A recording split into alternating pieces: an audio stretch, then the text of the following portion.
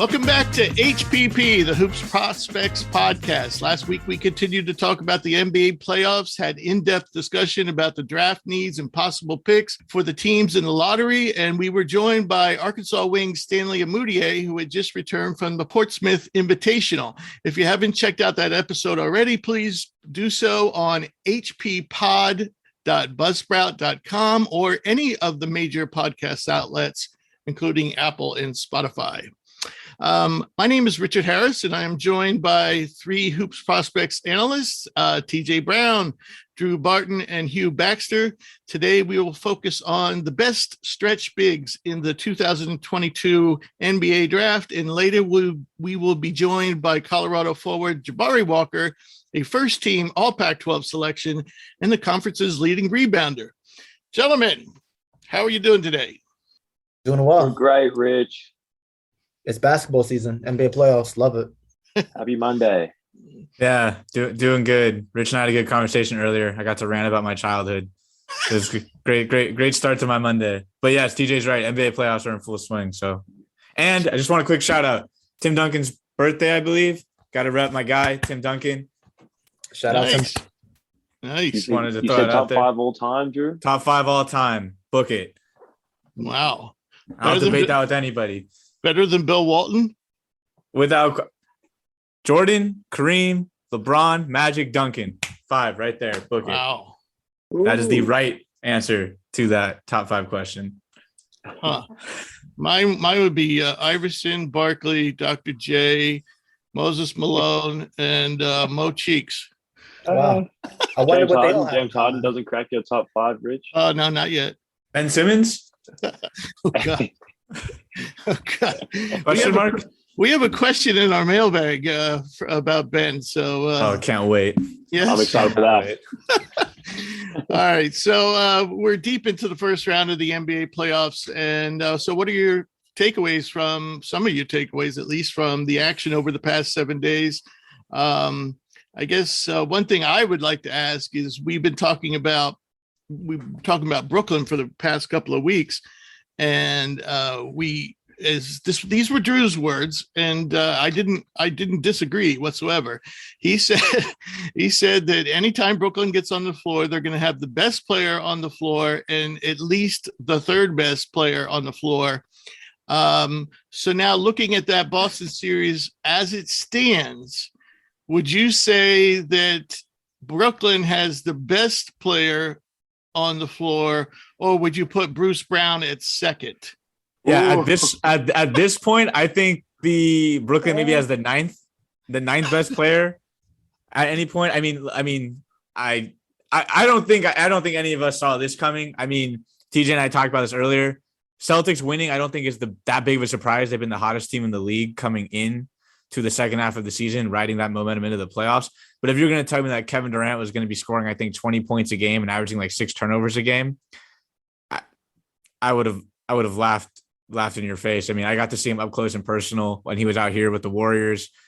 We saw him basically take, Giannis and the Bucks to Game 7 last year, almost single-handedly. I mean, James Harden was dragging his limpy hamstring around. So I thought this would be a battle back and forth, and instead I think they get swept tonight. But we'll see. In all seriousness, that was a serious question, though. Where do you think Tatum at this point has passed Durant?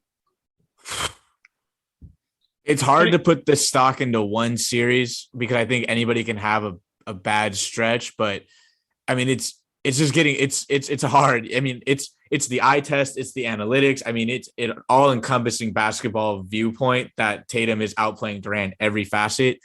So I don't know if I want to go that far. I mean, Durant's been Durant for over a decade and what he's represented to the NBA. So I don't know if I'd go that far yet, but this was an eye opener. And this was a legacy moment for me. This is not a good look for Durant at all. So Jason Tatum is on the incline while Durant is either stagnant or is on a slow decline. Tatum, I think, has surpassed him as a two-way player. I think in terms of the totality of offense, the scoring package with the defense that Tatum is playing or is able to play, not just on Durant, but on Kyrie if he switched on to Irving. I think he's surpassed him in that sense. And he's also obviously outplayed Durant in this series in the 3 games that have happened thus far. But overall, I'm not going to just forget about the entire regular season, even though Durant was hurt for some parts. I think Durant had a really great regular season. I probably would still have Durant a slight edge over Tatum.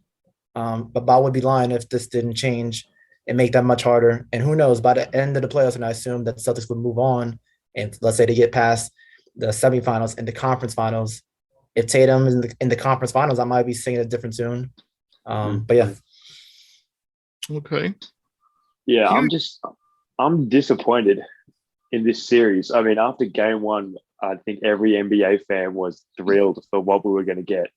And we were all thinking, this is 7, this is going to 7, this is going to 7. So I think, in my opinion, I think Brooklyn wins game 4 just because I don't think my brain can compute what a Brooklyn sweep would look like. That is just like an outcome that I did not expect whatsoever. And so I really hope that just Brooklyn can get one game and make this a little bit interesting, because it's been eye-opening and it's been a little disappointing of a series. I mean, all the games obviously have been really intense, but Brooklyn, they're not deep and they just don't seem to have any heart. Boston seems like they have a purpose and they're playing together. So I really hope Brooklyn can get one today and we can keep the series at least at 5.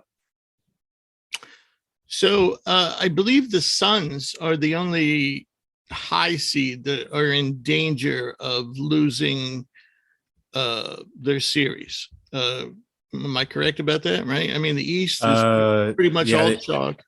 Yeah. Memphis, you could say Memphis is in a little bit of a trouble. I was going to say Memphis is in a bit of a fight. Right. So what do we make of the Suns? They didn't look bad for 3 quarters yesterday, but it all fell apart in the 4th. What do we make? Are they going to lose? I think the thing with the Suns is that we're starting to see is how even at the highest level, like the difference between guys who need someone to get them a shot and guys who can go and get a shot. And I look at like a guy like Devin Booker and get 25 on his own, double teamed, isolation, whatever it is, versus a guy like a Mikal Bridges, who's an outstanding NBA player, but at the end of the day, the table needs to be set for him to some degree. And when you look at it, and a lot of times we talk about this in the playoffs, especially in the NBA, is it comes down to your stars. I think the Pelicans have more shot makers than the Suns do right now, in terms of Brandon Ingram can go get his own shot. CJ McCollum can get his own shot, and they've got guys around them that can kind of play to those strengths, whether that's Valanciunas rebounding, whether that's Herb Jones out on the perimeter, hitting timely threes, playing defense. But if you look at the Suns, Chris Paul for a long time now hasn't been a pure bucket getter in terms of getting his own shot. Ayton needs to be fed down in the paint. Mikal Bridges, same kind of thing. So it'll be interesting to see. I think that Phoenix can win this series, but this one could definitely go 7. And I wouldn't be shocked if they lose, to be completely honest. And people are talking about the injuries to D-Book, which I get, but let's not forget that the Pelicans don't have Zion. So while I understand injuries, and it sucks because, Booker had such a great year, but yeah, this will be an interesting one. Yeah, that's the difference. I mean, they ended up with the NBA's best record by far, and point differential by far. And Zion has been there all year. So I just think at the end of the day, a 1 seed, the number 1 overall seed, 60 plus wins, you shouldn't be struggling with this team because one guy goes down, in my opinion. I just think if you're that team, Booker's the Suns' best player, though. Yeah. Any team loses their best player, like the Lakers losing LeBron. But but I just like I said, Pelicans don't have Zion, who's their best player, and they have not a whole year. But it's like, but I could make the argument that this team never has had Zion. Fair. The Pelicans team we're seeing right now I don't think Zion, like in my mind, isn't a part of that squad. That's fair. It just raises the question: if Zion's out there, then do the Suns lose in 5, kind of thing? Like, is that how fragile the Suns are? That's all I'm saying. Like, as someone who said that, I've said on a few occasions that I believe the Suns are coming out of the West. This is a concern for me. The way this series has started, the Devin Booker injury, yes, I do think the Suns will still win this series. I really hope they do. I think they'll be able to get away. But I think something that I was speaking about before we started recording, but the fact that Willie Green was the Suns' assistant last year is something that I haven't heard anyone talk about. And I just think that has to help. And like he has to draw so much confidence from that and feed that to his players that, look, I was an insider on that Phoenix Suns team last year. I know what they're trying to get to, and that has to be driving some confidence in that Pelicans team, and they're playing their ass off. So that's a really good point. That's a super good point, Hugh. That's a really good point. I don't want to. Obviously, the Suns, no one foreseen that this would be a tied series after 4 games. Obviously, the Booker injury plays a huge role in that. But I want to give credit where credit's due. Ingram looked like an all-star, borderline superstar last game. Let's not get it twisted. 30 points, difficult shot making, getting posters. Brandon Ingram looked like a legit star. Jonas Valanciunas, I just checked the stats because I thought he played well, but he had 26 and 15. 15, yeah. That's after a poor game 3. Pretty impressive. Yeah, and obviously they have Herb Jones, who's a very good defender. Jose Alvarado, who's obviously a very annoying, pesky defender who's getting 8-second violations on Chris Paul. So I do want to give some love to New Orleans and not just heap all this dissatisfaction with the Suns' performance. I think New Orleans, like you said, Hugh, is well coached by someone that knows about Phoenix's infrastructure. I think all that plays a role. Yeah, I mean, you got to remember CJ McCollum was only there for 20-some games. Yeah. And this team, has 3 rookies that contribute. I wouldn't say, Jones contributes heavily, but Alvarado and Murphy, also make contributions. So I think they're hitting their stride at the right time. And it has to be, if you're been rolling all season and then your best player goes down, it's got to be like, oh Jesus, is all this gonna be for naught? I mean, that's going to be an extra layer of pressure. But yeah, Phoenix, if they have a weakness, is they don't really have much of a bench, and so yeah, that's showing. It's really nice, that the Bucks can lose Chris Middleton and bring Grayson Allen off, and he hit 6 threes. Bobby Portis. And I can't say that one particular player picked it up for Kyle Lowry, but still, I mean, the Heat they cruised against Atlanta team who had everybody. Everybody was back last night. So, yeah, definitely the Suns' weakness. I've been saying it, I've been saying it for 2 years. My preseason, I said that their depth was a concern, and they survived all year without it, but now it might bite them. Do we have any other pressing NBA playoff thoughts? I have some breaking news, actually, live on the podcast. Breaking news reported by Sham Charania of the stadium. Memphis Grizzlies star Ja Morant has won Most Improved Player of the Year. Ooh. Came out at 6:31. I thought you were about to say he's injured. Yeah, I did too. I thought you were about to say he was out, and I was like, here we go. Nah, it's not. No bad news. No bad news on here. That's interesting because I hear a lot of. Oh, was you going to say something, you? Yeah, I was just going to say. I thought you were going to say his father made him walk home from the last game. Oh, nah. If he had 60, they wouldn't have lost last night. Drew's sweating right now. Drew's sweating. PTSD flashbacks, guys. We're getting flashbacks. High school flashbacks.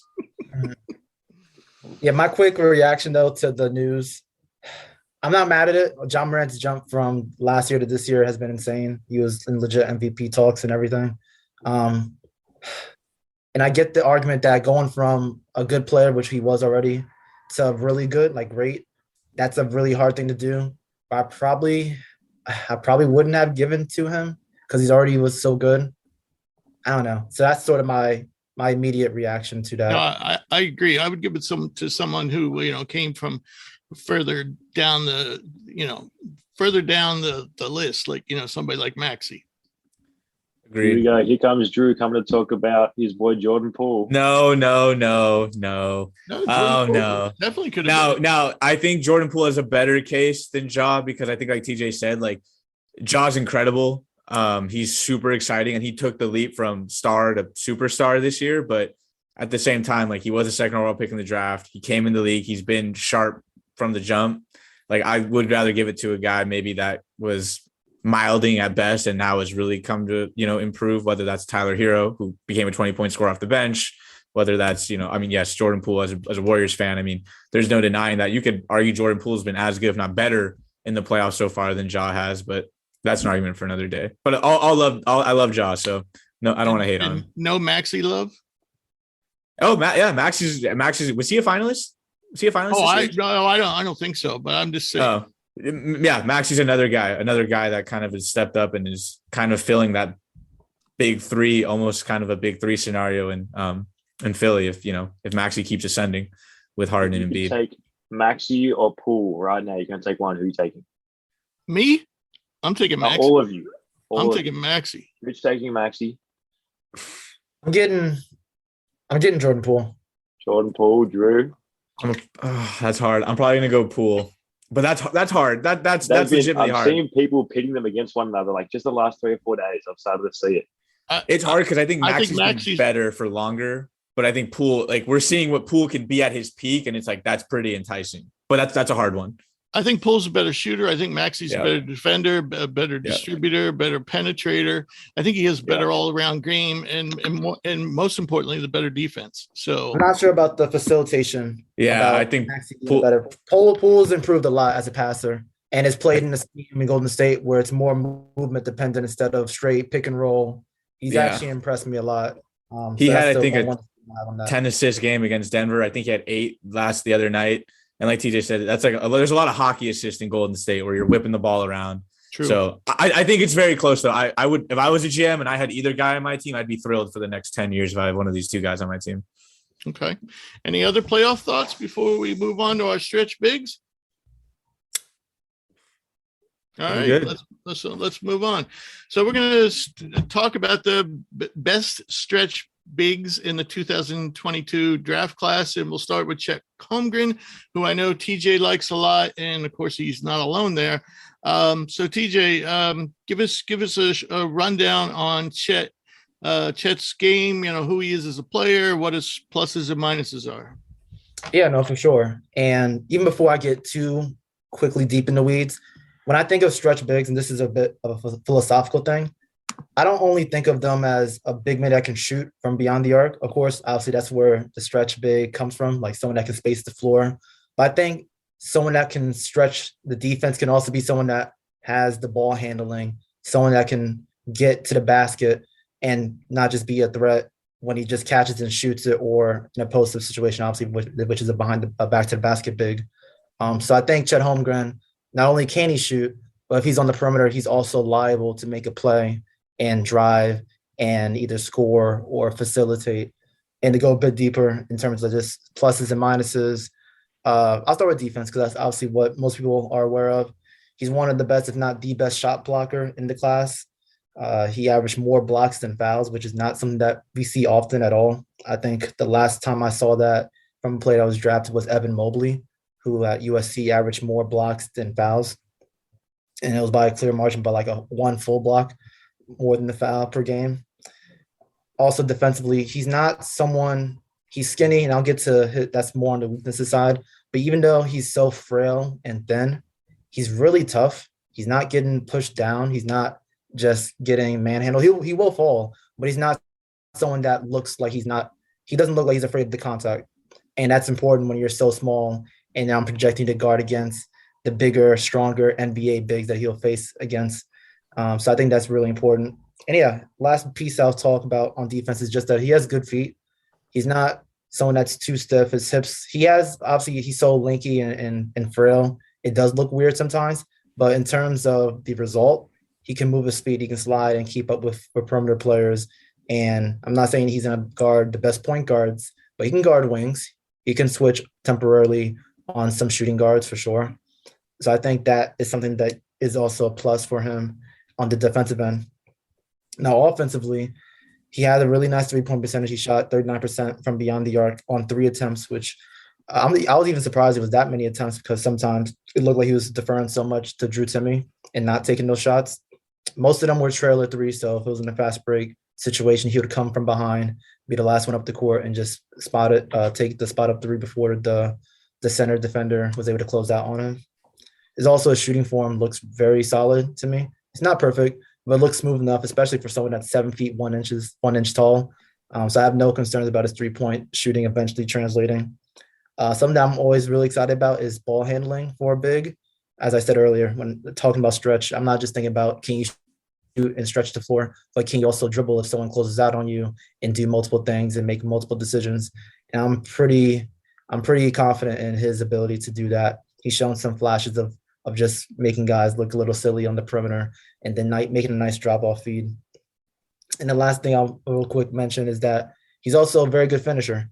Even though he's super skinny, he does get the ball on offensive rebounds on tip-ins. He's a vertical threat, vertical lob threat. So I think his play finishing is also something that you have to consider in terms of his strengths. In terms of weaknesses, when translating to the NBA on offense, I do kind of have concern on if he can be a 20-point per game scorer, in a sense of, does he have that aggression? Does he have that sort of, I want to be the star on my team? And if you're going to be number 1 or number 2 on a draft board, you sort of have to have that. Obviously, Drew Timme was the main guy in terms of scoring and the leader for that team. And I do like that Chet Holmgren as a freshman took the backseat and let Drew Timme, who has more experience and more polished post-game, eat on offense. But I do worry that he might be that way in general, not just do that for Drew Timme type. And yeah, lastly, in terms of his defensive weaknesses, I already mentioned it before, he's super skinny. And obviously the strengths concern is going to be there. I think sometimes those can be overblown, but if he's guarding against a more power-based big man, not even someone that's a post-up player, but just someone that will go and take it to his chest, he may get in foul trouble. He may be someone that falls over. So that's also a weakness / concern I have for Chet Holmgren. TJ, I got a question for you. I'm with you as someone out on the West Coast. I watched a lot of, I'm a WCC guy. It's where I'm getting my master's degree right now. So I went to a lot of USF games, saw Chet play a bunch. And I'm with you. I think he's definitely, he's just a really unique blend of just skill and size and all that. When you go back to that Memphis game that they had in the tournament, obviously we kind of saw the opposite. You had Jalen Duren, who's the freakish athlete, strength, the physical intangibles off the chart versus a guy like Chet, where we don't look at him physically. How do you think that matchup played out for Chet? Because I think a lot of people remember the dunk where he got kind of bullied and run over, but I think Chet played a lot better than people want to give him credit for. He had 9 points, 9 boards, 4 blocks, shot 57% from the field. Just what's your take on him in a matchup like that? Oh yeah, Chet played well against Jalen Duren. Of course, there's 1 or 2 low lights where he fell down when Jalen Duren put his shoulder into him. That's one play. The aggregate, he played extremely well and tested Duren from what I can recall after watching Gonzaga play Memphis. So yeah, and Duren's also in his own right is a really good prospect. We won't talk about tonight. He's very good and he has his own positives as well. But yeah, Chet Holmgren, that game did not bring any concerns or any sort of red flags when I think of him as a prospect. I think I said this a few times already before on earlier episodes, but he's still number 1 on my board. I just love his skill level at that size, as well as I think he's a really smart defender. He's not just someone that is very tall. He has good timing. He knows how to not get in foul trouble. He may be put in foul trouble early on in his career, but I think he'll eventually adjust.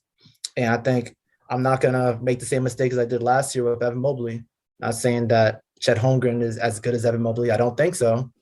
But I think there's a lot of similarities. And I think he could do some similar things if he goes to the right situation.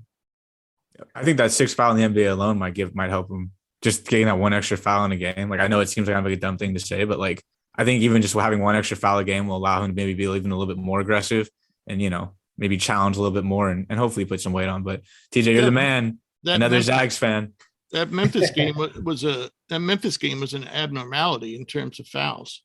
Yeah. Duren fouled out. Chet fouled out that game too, actually. Right. That's what I'm saying. Yeah. The refs were horrible in that game. So, yeah. So moving on, but before we do, I just want to say that I defined this list and then we split it up amongst ourselves.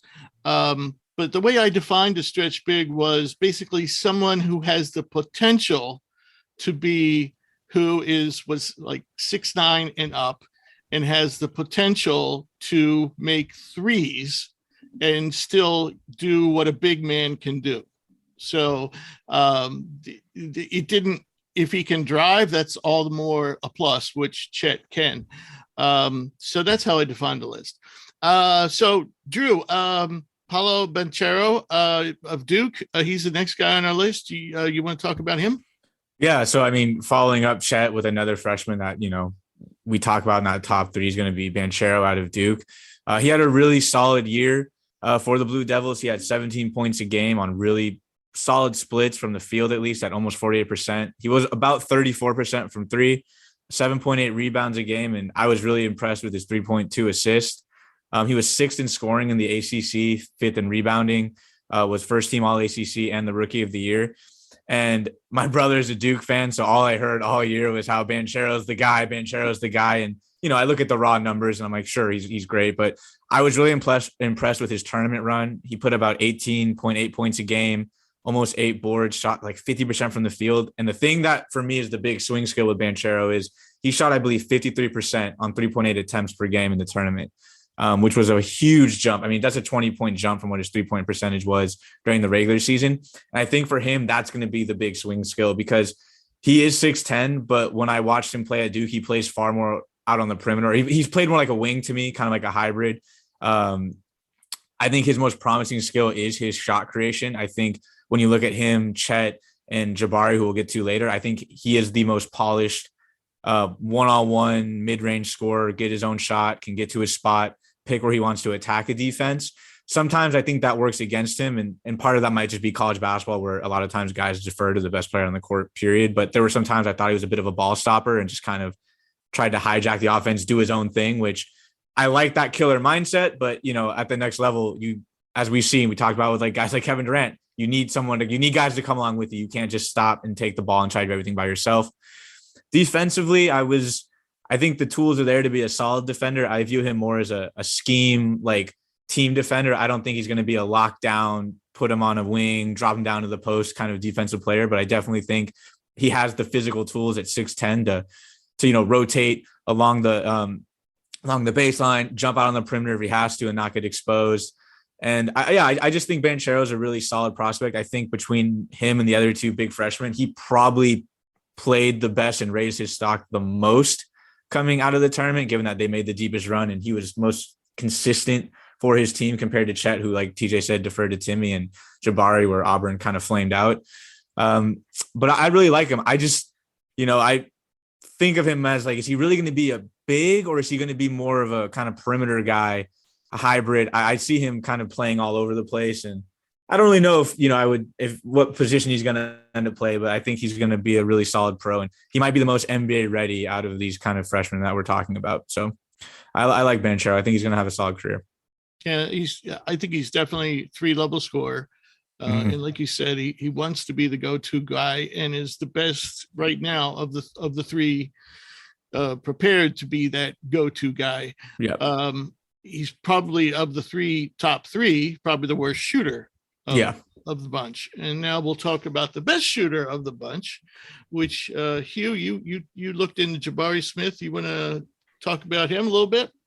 Yes, most definitely. Jabari Smith, the third of this top three, we believe. I think he will be, in my opinion, could be the first pick. But he, as you said, is an incredible shooter for the player of his size. And I wouldn't even call him a big, really, the way he played at Auburn this year.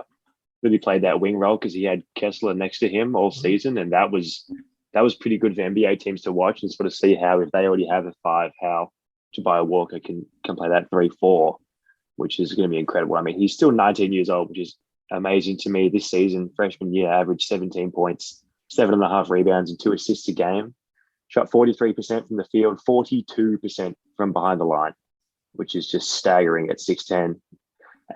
Almost a shave under 80% from the foul line and a 57% true shooting percentage. So he had a dominant freshman year. I think he left a little bit to be desired in the tournament. We would have liked to see Auburn make a bit more of a run and see a bit more of Jabari Smith playing some really high-level college basketball. So that was a shame we didn't get to see that. But through the regular season, he was the SEC Rookie of the Year. He's a consensus top 5 pick. Potential, obviously, is incredible the way he looks. So young, fluid. And he can rebound, defend, run the floor. he has had to deal all season with some very erratic guard play, is the word I've decided to use. Trying to be polite there, erratic. Probably the reason that Auburn didn't advance as far as we'd like them to in March to see him play. But it seemed like when watching him play, he would bail Auburn out of a lot of possessions. He would get the ball late in the shot clock. They'd get it to him an elbow touch or 15-foot touch with 6 seconds to go on the shot clock, and he would just use his length to rise up and shoot over a defender. He looked incredibly comfortable in that facet of his game, and that was what was most impressive, because he's probably going to end up on a pretty bad team, and he might continue to have to do that for a bad team and bail them out of bad possessions and make tough shots. So some of his highlights games from this year, he was 7 of 10 from 3 against Vanderbilt, which was his career high, 31 points. And he had 19 games this season where he shot 40% or higher from the field. So some of the pros I have written down, like I've said, he's elite jump shot with a really high release. He can get his shot whenever he wants. He has all the NBA intangibles. He's got the size. He's still got plenty of room to grow in regards to his strength, because he is pretty thin frame. I wouldn't say he's as thin as Chet, which probably helps him, that Chet's also in this draft. But he gets up and down. He moves really well. Turnaround jumpers look comfortable, and he's a pretty solid defender. He plays with a lot of energy on the defensive end, which I think teams will really like. So I think he could potentially be the number 1 pick in this draft. I wouldn't be surprised if a team did take him first, just because of the potential he brings. The 2 things I think he could grow, or I think he will grow once he gets to the league, is definitely tightening his handle. Because if he can get into the lane and become a better finisher around the rim, then I think his game is unstoppable at that point, because his jump shot is already so incredible. People are going to close out at him so hard in the league that if he gets really confident with that ball in his hands and is able to get into the lane, he's a solid playmaker. So to either find shooters or just try and finish strong through the rim, that is going to be trouble for the league if he gets that. And then reading the defense, finding open teammates. If he can add a couple of those things to his game, which I'm pretty confident he will, just because he is still so young, I think he's going to be a force. So Jabari Smith is an all-around incredible player. I'm excited to watch him play in the NBA. My thoughts on Jabari now, he's currently number 1 on our board. And I think when I look at the other 2 guys we were talking about, I think that Jabari is the better the best all-around defender of the group, and has the potential to remain that way. I mean, if you looked at their ceiling as a defender, and that's the other aspect that I like about him, is I think his ceiling is higher than the other 2. You know, you take that beautiful shot, and everything that we hear out of Auburn has been nothing but positive. This is not a kid who takes basketball lightly, very driven, very team-oriented, and not saying that Chet's not. Banchero, we've seen him be a bit of a ball hog. But I like his overall upside as well, but of the 3. Very quickly, one thing I love Jabari Smith, but one thing I do want to mention is that he's still 18. He turns 19 in May. Yes, Yep. that's So right, TJ. Thanks for that. Right. Yeah, he's the youngest out of these 3. And that's what scares me a little. He's already this good, and he's close to a full year younger than Paolo, than Chet. Yeah. And another thing I do want to mention that is not as positive, but just sort of something I always thought about when watching his game. He has one of the best jump shots in this draft, regardless of position. It's just beautiful, textbook, no questions about it. But he does strike me as more of a number 2 than a number 1 at the NBA level. That's just the vibe that I just get. I love his fire. I love the tenacity he plays with. But in terms of his play style, and who knows, if he develops the ball handling and shot creation, then that could be changed, of course, and he's only 18, like I said. But at this point, I do see him a bit more as a number 2 on offense. And with Chet, I see him also as a number 2 scorer, but a best all-around player. And with Paolo, very briefly, Paolo has the most polished game at this point, but I don't see the as high of upside when they're all around like 6-7 years deep into their career. Right. Yeah, I think it's going to boil down to the draft order. I think all 3 of these guys have that case to go number 1, but I think it's just going to boil down to, like, if it's Detroit, well, they already have Cade. Do they want to take Paolo, who's a bit of a ball? Like, it's just going to be really interesting to see how it all boils down. I think draft order is going to determine which one of these 3 guys goes first. but I really like Jabari. I think that he's like he answers. He's not as frail, as Chet. So the physicality concerns aren't as high. He's not as much of a ball stopper. He shows a little bit more defensive promise than Paolo. So I think between the three, I think he's kind of the most. There's not as many questions around him. He might not have the highest ceiling as Chet or be as NBA ready as Paolo, but I think there's also not as many questions. And I don't think there's anything he has to worry about being I don't think he's missing any majors like skills. I don't think he's missing like an X factor. I think he's a complete package ready to go. And the ceiling, the sky's the limit for him. Whereas the other guys have to answer questions about their build physically or, their defense or their shooting. I think Jabari is like kind of packaged and ready to play in the league. All right. So I'm going to talk about Nikola Jovic and Jovic, actually. And just like Jaden Ivey and several other American prospects, he emerged as a serious first-round prospect in the Under-19 World Cup, which was in the summer of 2021. Playing for Serbia in that tournament, he averaged 18 points a game and 8 rebounds a game. This year, he played for Mega in the Adriatic League, and he also is basically the same age as Jabari, just still 18. And he didn't have spectacular numbers, but they were solid. Averaged about 12 points a game, 4.5 rebounds a game, 3.5 assists per game. Shooting splits were 43% from the field, 36% from deep, and 75% from the line. So with Jovic, the thing, he is skinny. He's not Chet Holmgren skinny, but he's still skinny.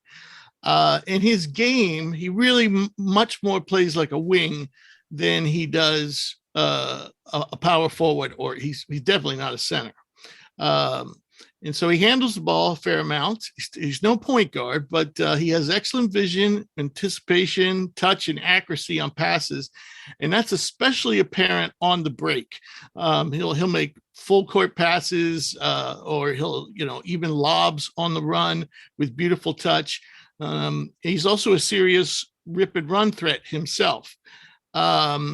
So, and I like his speed. His quickness, I'd say, is pretty good too for his size, but his speed is definitely apparent. As a passer, he does need to improve a little bit in the sense that, as an 18-year-old, he tries to thread the needle a bit too much. And so he does have a high number of turnovers this year. It was close to 3 a game. So again, his handle is he's not a tricky ball handler. He's mainly a straight line driver. But the thing that impresses me is he definitely can get by guards. He does this partially with a nice first step, but he's very selective about when he drives. He's smart. He sees when somebody gets off balance, or maybe, he sees somebody, looking the other way briefly, and then boom, he's gone by them. And I think people, looking at a 6'10" guy, they don't really expect him to blow by them. And what I really find impressive is he loves to finish with his left hand, even though he's a righty, and he's very good with it. So that makes him when you combine that ability to finish with either hand, very much like Ja Morant. Ja likes to finish with his left hand, even though he's a righty. But you combine his size and his ability to finish with both hands, you have a good finisher on your hands. As a shooter, and that's probably what attracts most people, because he's 6'10", and he does have, he is, like I said, making 36% of his threes. He's not the type of guy that's going to shoot a lot off the dribble. He's mainly a catch and shoot guy. He can make some step backs, but the majority of his shots are catch and shoot. And this is where he needs to work on his shot. He tends to shoot a flat ball. He tends to get his hand over on top of the ball when he shoots. He has a dip after the catch, which many young players do, and his follow through is not consistent. He short arms a lot of his shots. So all that needs to be worked on. But considering he's already making 36% in a good pro league, that's, he's already got a good starting point.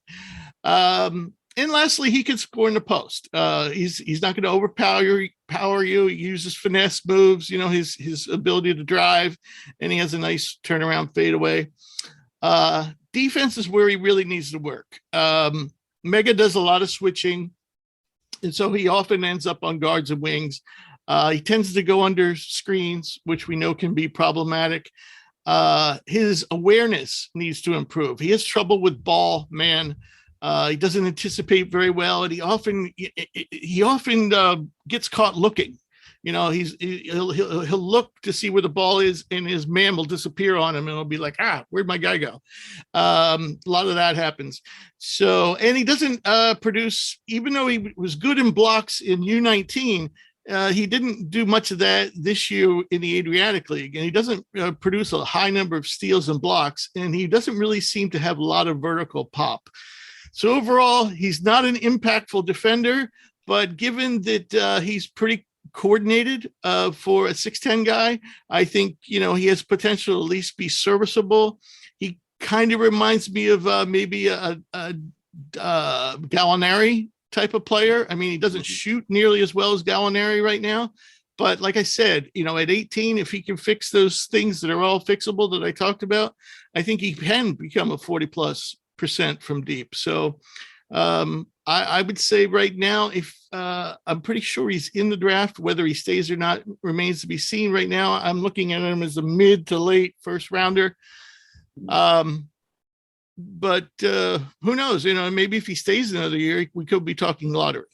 I was just going to ask Rich. I mean, I haven't watched a whole lot of his full games yet, but what do you make of the competition standard in that Adriatic League?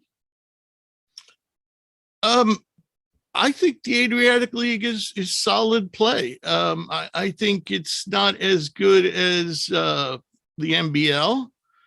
I don't think it's as good as France or Spain or Italy, or I think it's like the lower of the better leagues, so kind of maybe, right there, maybe slightly under Germany, probably better than the Greek league.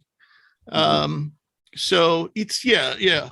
So, Spain is up here, and, the NBL is a notch below, France is a notch below, Italy is a notch below. And then Germany and in the Adriatic and the Greek league bring up the rear of the big leagues. Yep. Got it. I was just going to make a quick thing. I hope he falls to 21st in the draft, to the 21 pick. Only so the Nuggets can draft him, so we can have Nikola Jokic and Nikola Jovic. That would be pretty stellar. And also wouldn't make sense because Denver has a track record for drafting these really interesting prospects that probably aren't good basketball players at this moment, but they have so much talent that why not take a shot? So that actually would be part of their MO. He actually plays on Mega. There's another Nikola Itch. It's Dursovic, I think. Dursovic.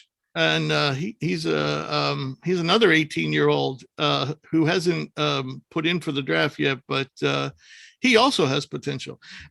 Mega is loaded because they have an owner that has a lot of money, so he really grabs all the Eastern European young talent. Of course, they never play very well because they're always have. It's kind of like the G League Ignite. It's always different faces every year, but the talent is there. So, like if you're scouting in Europe, you got to watch Mega. All right. So next we have Keegan Murray. TJ, you want to give us a rundown? I know Eric went over Keegan a little bit earlier, but let's put him in the context with all these other stretch guys. Yeah. No, I'd love to. Yeah, Keegan Murray played at Iowa.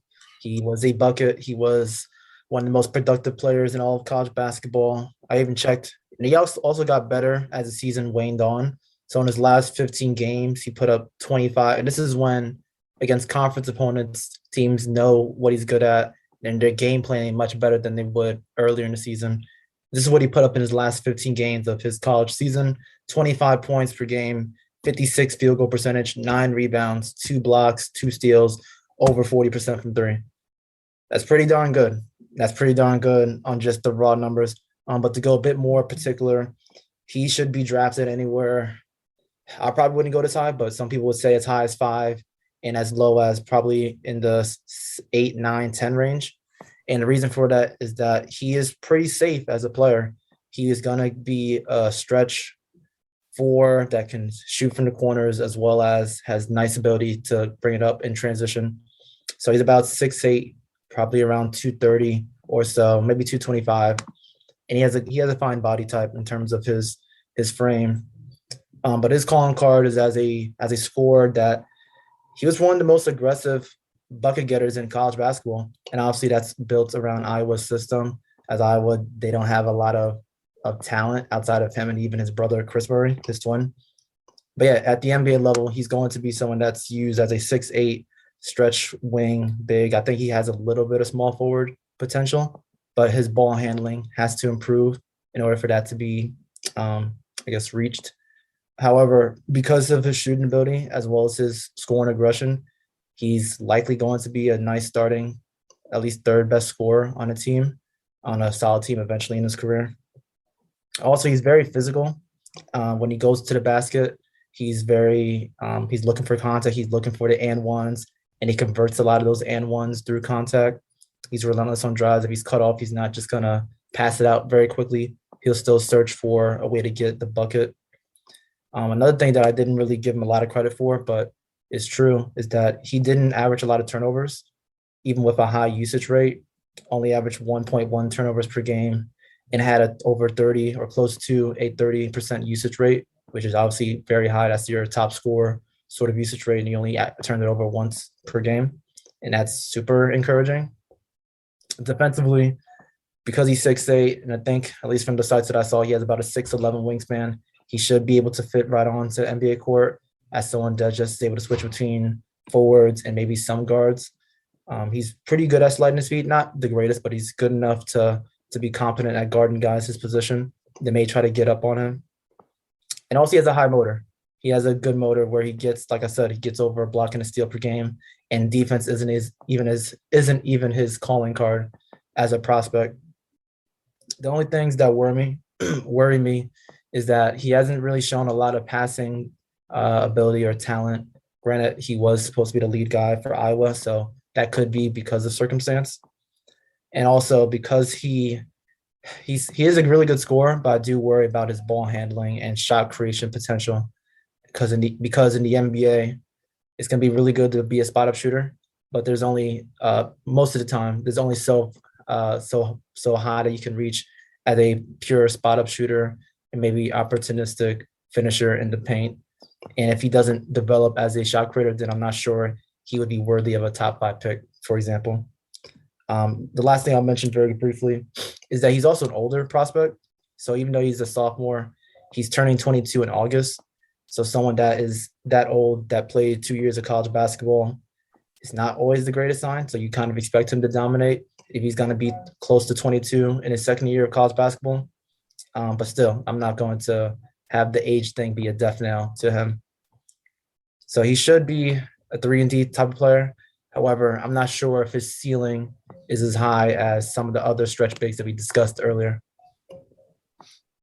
What would you, a couple guys as you were talking came to mind, the Morris twins, John Collins, any of those strike I can see a Marcus Morris comparison.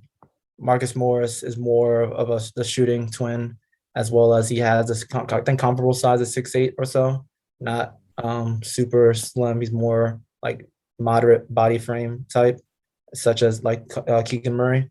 I think Keegan has a bit more athleticism than Marcus Morris, in my opinion. But Marcus Morris, I think, has a more fluid off the dribble game in the half court. And who knows, Keegan can develop that. I'm not going to act like he didn't, though. I mean, the Morris twins developed their perimeter game as pros. Okay. I didn't watch the twins. I think I was maybe 12 or 13 when they were at Kansas. But I'm aware that Marcus has just a better, at this point in his career, and for the majority of his career, has a better half-court scoring package than Keegan looks to have at this point. But yeah, no, Keegan Murray, and I actually threw this out a while ago, but the way he moves in transition sometimes reminds me of Pascal Siakam. Pascal Siakam has better measurables and I think a little bit better athlete than Keegan Murray. So yeah, that's also another comparison that comes to mind. Okay. All right. Drew, you're out there out west, and the next guy we're going to talk about is our guest, Jabari Walker from Colorado. How would you wrap up Jabari's game? Yeah, I think the first thing with Jabari, at least for me, that stands out, it's going to be energy and rebounding. He led the Pac-12 in rebounds per game, total rebounds. He led the conference with 17 double-doubles. We know the Pac-12 had some really solid big men playing it this year. You had Koloko out in Arizona, Mobley down in USC, Hawkes over at UCLA. So his energy and rebounding just really stands out to me. He just seems like a player who just knows how to crash the glass. And I think that, in college, he was a threat to pull down 10 boards anytime he stepped onto the court. For me, I kind of was first introduced to Jabari and kind of realized who he was when Colorado upset Georgetown a couple years ago in the tournament. He went 5 for 5 from three. And I mean, they dominated Georgetown from the tip. And so that's when I really kind of took notice. And this year he took on a much bigger role. I know they lost Wright, I believe, McKinley Wright, I think what his name was, from last year. And so Jabari stepped into that kind of a leadership role. And by all accounts, I mean, he definitely, I think, rose to the task, I would say. Overall, he did average about 14.5 points per game, 9 rebounds, shot 46% from the field, and finished the season at about almost 35% from three. One thing for me that kind of worried me was he shot really well from three as a freshman. He was well over above 50%, but at a really small sample size. I think he took like 44 attempts.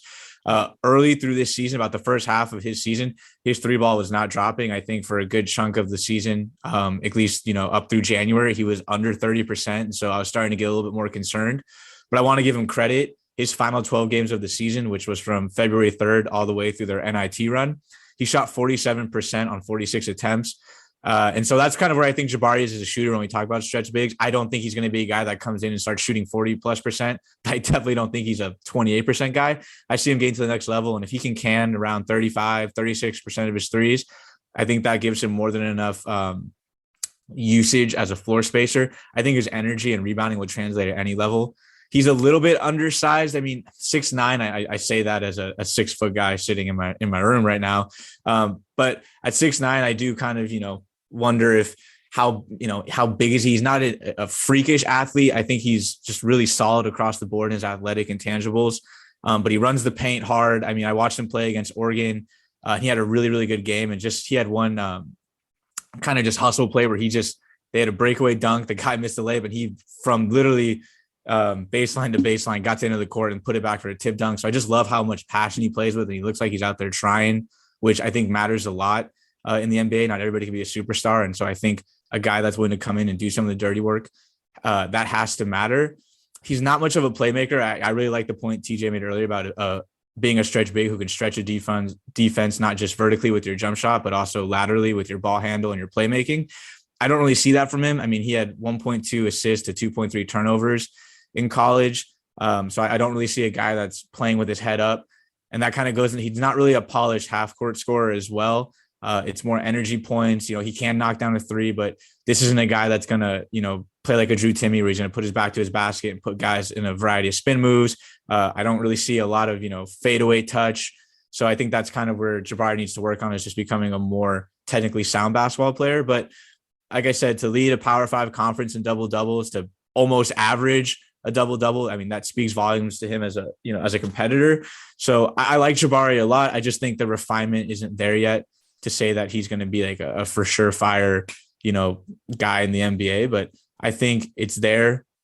He was the Pac-12 all freshman team, followed it up with a first team all Pac-12 this year. So he's on the right trajectory of increasing his stats, of playing hard, of getting better. Just a matter of, is that three ball going to be able to hover around a usable mid-30s rate to help him stick in the NBA? And then while he's in the NBA, can he develop a little bit more of a polished half court game? And if he can do that, I think this is a guy that's going to be able to stick around for a while. Right. A couple things on Jabari. He's a sophomore, but he's still only 19. Yeah, he's very young. He's very young. So I would like to see him come back, because I think of all the guys we've talked about so far, his perimeter game on both ends of the court is probably a step behind everybody else. I'm not saying that he can't get there, but right now, I just think he needs to work on his perimeter game more. If he goes into the NBA now, I think we're looking at a second round pick. Sure. and a lot of time in the G League, where he could be a star at Colorado on a team that has a lot of young talent. So, yeah, and then Colorado also had some issues with COVID, I believe. So I don't think the team ever got to hit its stride. Like they played really well down the home stretch through the NIT. So if he comes back, I totally agree, Rich. I think he could really establish himself and cement himself as one of the best forwards in the country, maybe definitely out here on the West Coast. Right. If he gets a fair shot at it. I just know COVID. No, I definitely think he could move into first round territory for sure. Totally. I sat down with Jabari a few days ago and give a listen to that interview.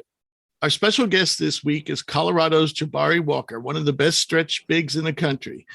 This past season, Jabari was a first-team All-Pac-12 selection. He led the conference in rebounding with 9.4 boards per game. He also averaged 14.6 points per game with solid shooting splits, actually very good shooting splits, 46% from the floor, 35% from three, 78% from the free throw line. We actually interviewed Jabari this past fall before the season started, and given that he is one of the more effervescent players you'll ever meet, I'm very happy that he's visiting again. Welcome, Jabari. Thanks for joining us, or joining me in this case. Yeah. Thank you for having me. So how are you doing? I know you had your wisdom teeth out a couple of weeks ago. How'd that go? The experience wasn't too bad, actually. Usually people sit out for a week, and that's what they were telling me to sit out for, but it was more like a day for me. Nice. Before I was working out again. Very nice. Yeah, I was when I got it was around your age, and I tried jogging like 2 days afterwards, and I just didn't feel right, and so I basically took off a week, and it hurt. It hurt for like a week. All right. Well, I'm glad that worked out well. So when we last talked, both you and I, Clayton was with us at the time. We expected, for you to make a big jump, and you delivered. But it couldn't have been easy. Around Christmas time, there were the wildfires in Boulder. Around the same time, I think the team was hit hard by COVID. And then throughout the season, and you had a young team, and throughout the season, you had different injuries to deal with, some for the remainder of the season. Despite all that, the team got very hot down the stretch, including a win over Arizona. And in my opinion, if you could have taken out Arizona in the tournament, you would have probably been in the NCAA tournament. So having said all that, can you go through that journey? What this season was like, going through all those ups and downs? Yeah, it's a mental struggle, honestly. The physical part, people know about the physical part and taking care of your body, but I don't think people really understand the mental aspect that's behind it. Just waking up, going to school, having all these projects due, and then at the same time being mentally available to pay your coach and whatever he has to deal with, and your parents always have something to say. So it can be tough to have that balance sometimes for the mental side of it. So it's almost tougher than the physical in some ways. And people like me bugging you with texts. Nah, this is the easy part compared to the other issues. Yeah. Did the wildfires affect you? Because I know the team I think you guys missed almost 2 weeks around that same time? No, I don't think it really affected us, honestly. We missed maybe a couple of days, but with COVID? That was our break, right? Was it our break time? It was right around Christmas time. Now, yeah. I heard about it because I had heard, I actually saw you on an injury report, and I was like, I didn't know you were hurt. And then I heard the team was dealing with COVID and was down for a while. And then I sent you a text around Christmas, and I didn't hear from you. And then I heard about the wildfires, and then I was like, geez, I don't know if he has COVID. I don't know if the fires are affecting people on campus. So I was kind of. Yeah. One of our games got canceled. It was supposed to be Kansas that we played. So luckily it came during a time to where we only missed one game before we got a little break. We were supposed to have like a Christmas kind of break. It would have been like for a couple of days. So we did miss that Kansas game, and we shortly recovered. We came back really quick. That's around the times that they changed the rules to almost like a 4-day quarantine, and it was a quick process. Right. So how pleased were you with your personal development this year? I would say I was very pleased with it, just from the jump that I made from last year and being one of the primary guys this year and being a big contributor to our success. I was excited to do it with this team, and it was one of the funnest, the best times I've had. Good. And after the season, you decided to declare for the draft with the option to return, as far as I know, right? Mm-hmm. And so where are you in that process? Just still getting feedback, working out. I just approach it as if I'm not returning to college. Honestly, I'm giving it everything I have, and the primary goal is to play professional. So, right, I'm not trying to look back, but there's always that option of having college. Right. I've noticed a lot of guys who have declared have either changed their mind, not a lot, but a handful have changed their mind, but a lot seem to be all of a sudden going into the transfer portal. So I assume the league has already started to send out feedback have you gotten feedback directly from the league? They send a good amount of feedback before, and you kind of hear around of what they're telling people, but then the feedback comes back after combine. So that's the most important one. That's when you make your decisions off of what you hear after that. Of course. Teams can see you. Of course. And have they given you any sense whether you will be invited to the G League camp or the regular combine, which you're now back to back in Chicago? I'm pretty sure I'd get invited to the NBA combine. I'm just from what I'm hearing, but there's no certainty, I guess. But I don't see why I wouldn't with where I'm at. Okay, but they haven't. No, it's not confirmed yet. Okay, all right. So I'm just curious, what kind of feedback, and you don't have to give me specifics, but what kind of feedback would have these players? I mean, do they literally say, you're not to these guys that are coming back already? Are they literally saying you're not ready? I don't think it's that black and white, but I don't know. I think I would have got some of that. If I would have declared last year, my freshman year, I would have gotten more of the, okay, maybe another year, this and that. But I think this year is a little different. It's kind of they're more excited. Teams are more excited that I'm entering, and they're expressing a lot of interest. So I know some guys just do it just to hear feedback, but I'm kind of in a position where I'm doing it to go play at that level. So it's a little different for me. Oh, I'm sorry. I was going to say, for those who don't know, you're basically around the same age as a lot of freshmen. For those who don't know? Yeah, I was just saying, for people who are listening to the show, if they're not familiar, I still think you're still 19, right? Yeah. Yeah. So exactly. When is your birthday? July 30th. Okay, so coming up. So that's good. I mean, that's a plus to be a sophomore and 19 years old. That's so you'll still be be 19 when the draft takes place. Exactly.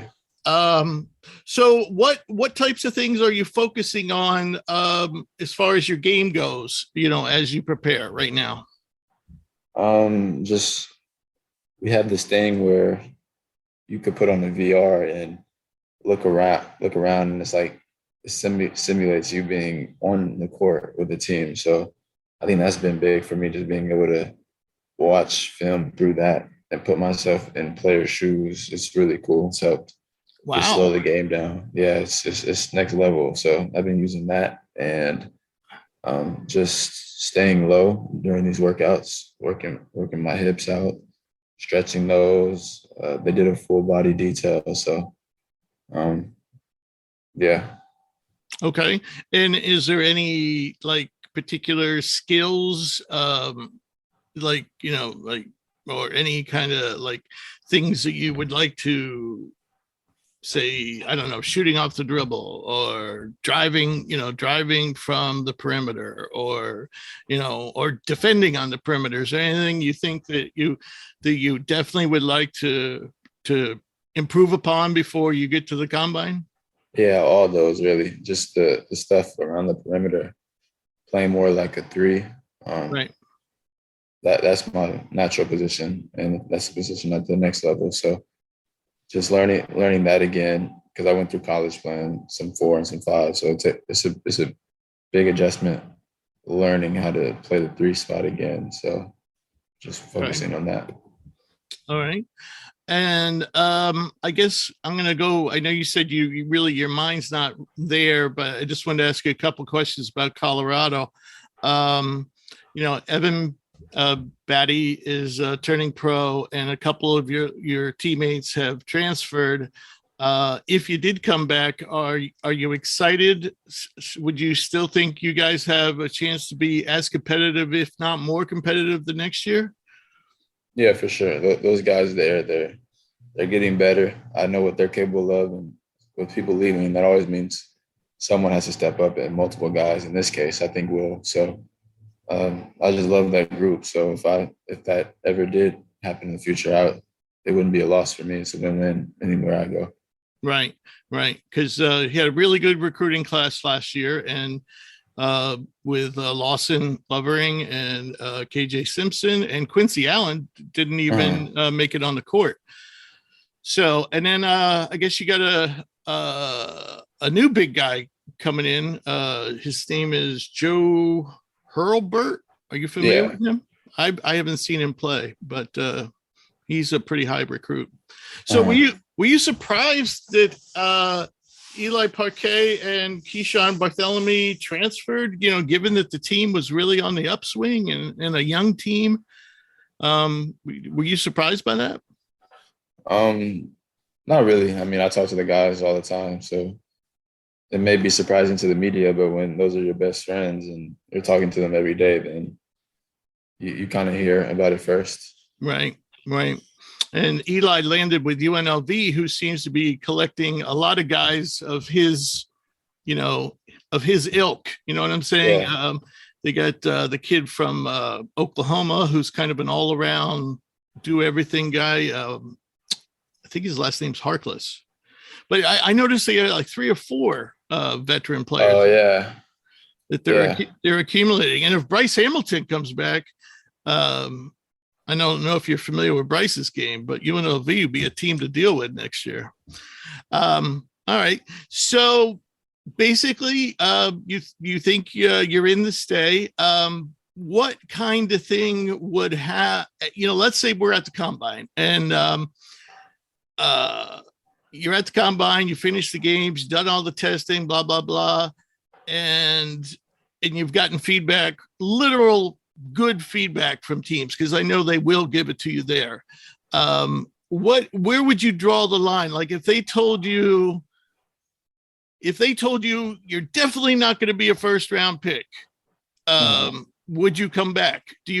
I guess what I'm saying is, do you need to hear from those teams at the combines that you're going to be a first round pick to stay in the draft? Well, it's different now than it was a couple of years ago, I think, for players.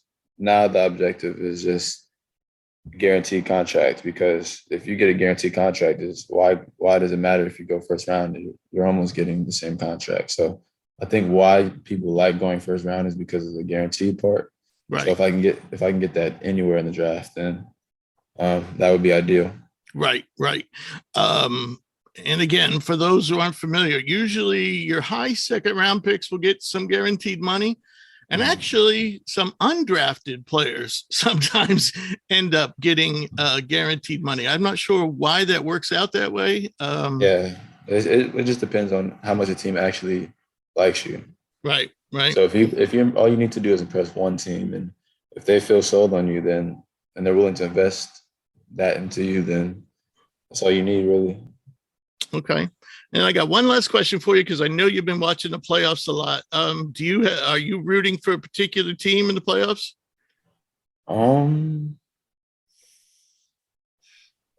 I I gotta I like Phoenix because it was tough for them that the way they went out last year. Any of those teams could have, both of those teams in the finals could have won it. They deserved it. So I want to see Chris Paul get one this year.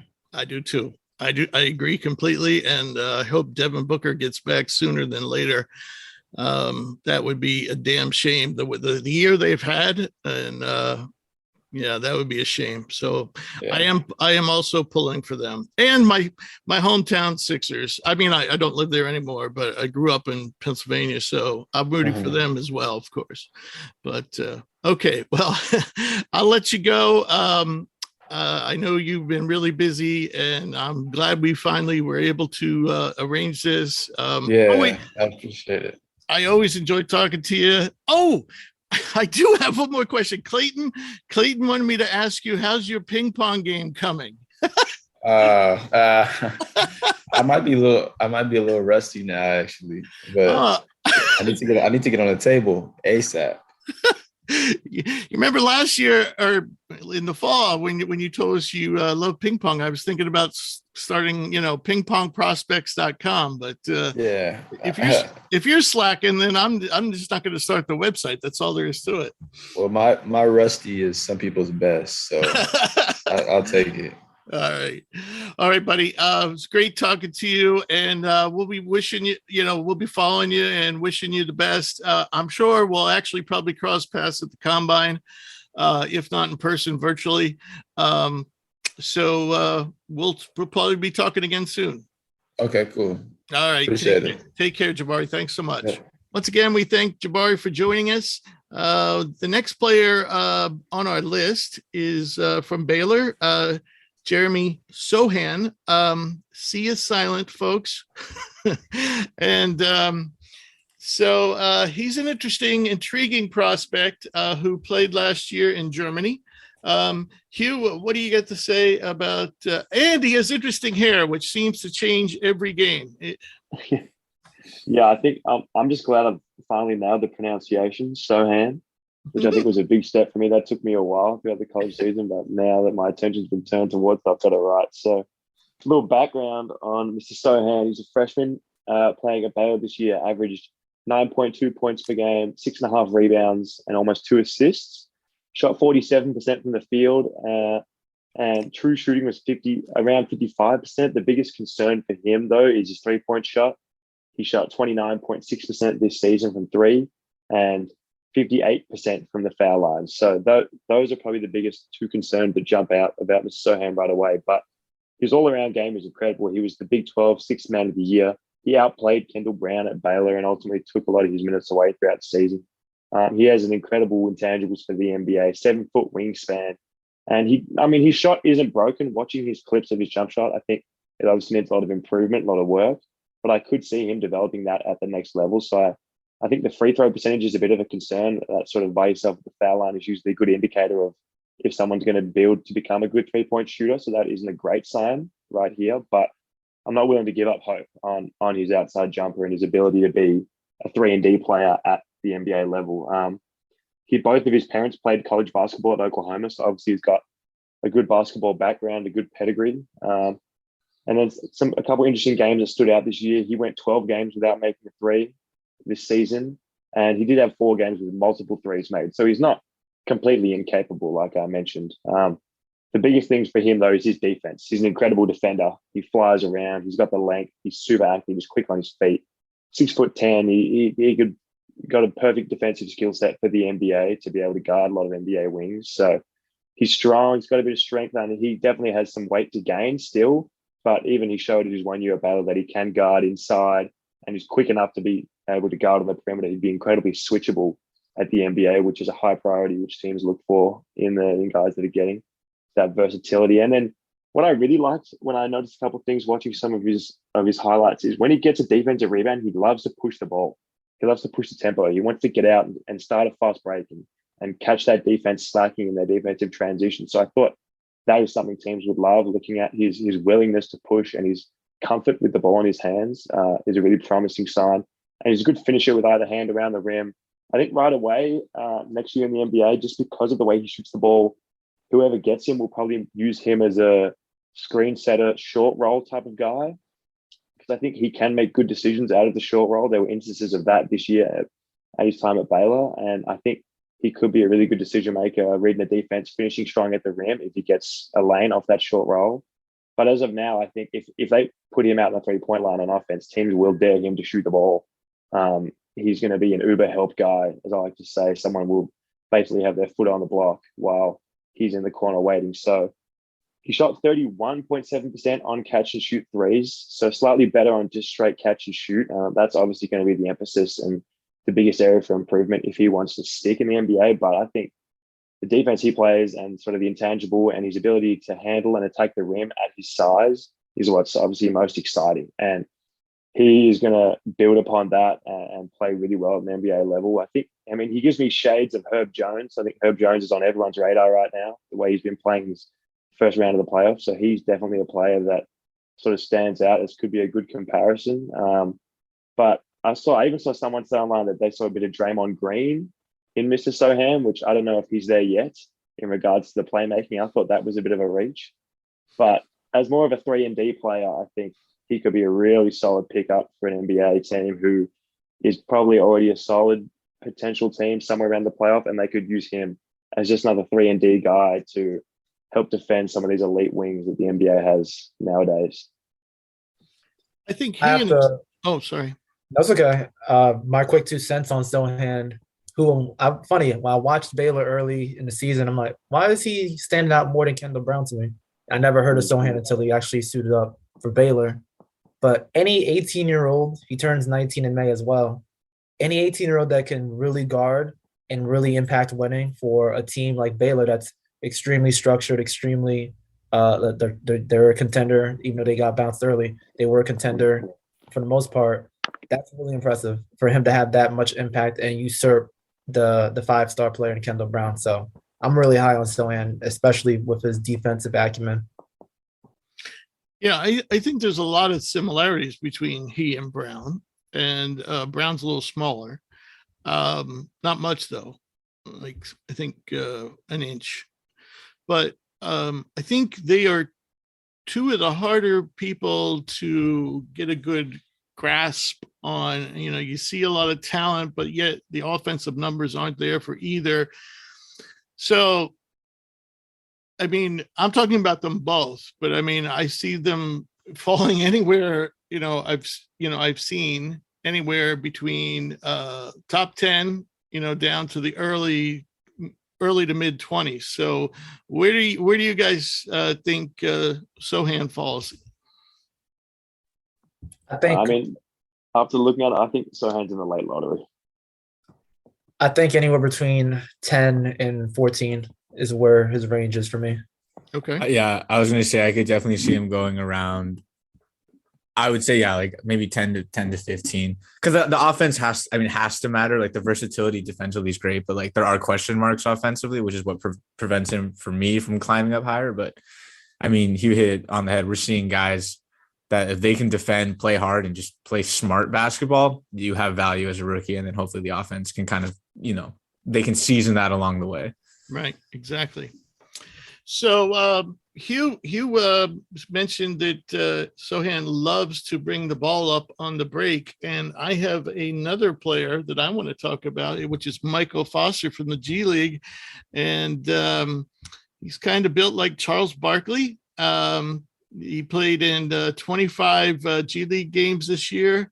By the way, just to go back a second, Sohan is significantly taller than Herb Jones, about 3 inches. So, and Foster is significantly taller than Charles Barkley.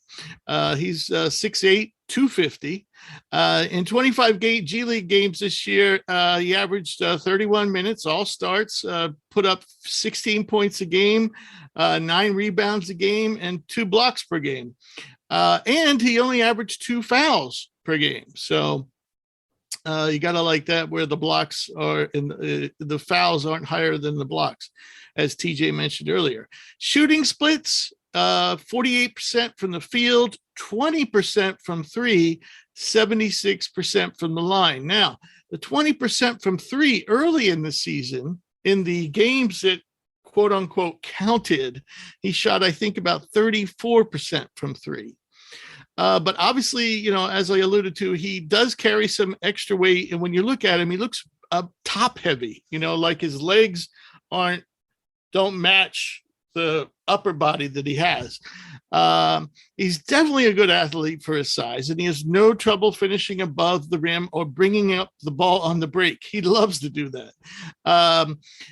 He has some mixed results, though, because I think he sometimes overestimates what kind of a ball handler he is. And he's definitely not a polished passer. He's not one to look for his teammates a lot. On the offensive end, he can score inside and out. He can, you know, pick and pop, pick and roll. And he does have an advanced handle for a big. It's just he does have some difficulties that you wouldn't see from a little guy. So he has an impressive pull-up game, because you'll be watching him and you're like, wow, you know, you don't see bigs pull up like that, especially 250-pound guys. And he'll pull up out of nowhere, even on the break, and shoot. But the problem is, a lot of times if he's coming off like some kind of dribble combination and he tries to go into the shot, a lot of times he ends up fumbling the ball. So again, kind of overestimates his handle, but it's definitely more sophisticated than your average big, especially at 19 years old. And along with that, you know, handle that's above average for Foster, you know, he's a good driver in the half court for a big. Now, the 3-point shooting. It wasn't a frequent 3-point shooter this year. I think averaging less than 2 per game. And as I said, his productivity went down in that area as the season progressed. He has one blatantly obvious problem, in that he has a long, slow release. He brings the ball way over his head when he shoots, which definitely, it's not compact at all. It's not slow at all. He can get away with that, you know, a lot because he's 6'8", but at the NBA level, he's definitely going to want to speed that up, because it's not like he's 7'2". You know, 7'2", you can get away with some bad mechanics because no one still can get to your shot. But when you're 6'8", you're not that much bigger than the average guy. So, yeah. On the defensive end for Foster, he's a bit of a mixed bag. You know, his weight, again, you know, it's kind of like a Zion factor here, where he moves better than you would think at that weight. G League, if you've ever watched it, they're not the most intense defensive players. And he can fall into that trap where he can be lax about helping and rotating. But he does consistently run the floor, which is a good sign. And he definitely shows some switchability. I definitely have seen him, you know, switch on guards and stay with them, at least for small periods of time. And the one thing, I think the most impressive thing about him is the way he challenges shots.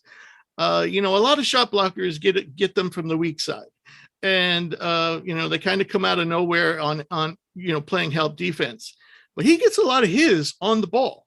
And he has this excellent timing. And even when he doesn't block the shot, he seems to really hinder the shot. So that's definitely a plus for him. It will be key. The NBA can be very, very fussy about players that are overweight. And so he's going to have to impress people that he can drop some of that weight and keep it off. And it could prevent him from being drafted, but I think he has enough talent to warrant early second round for somebody who likes him. One thing about what you mentioned, his body type. Yeah, he has his chest and, like you said, his lower body doesn't match.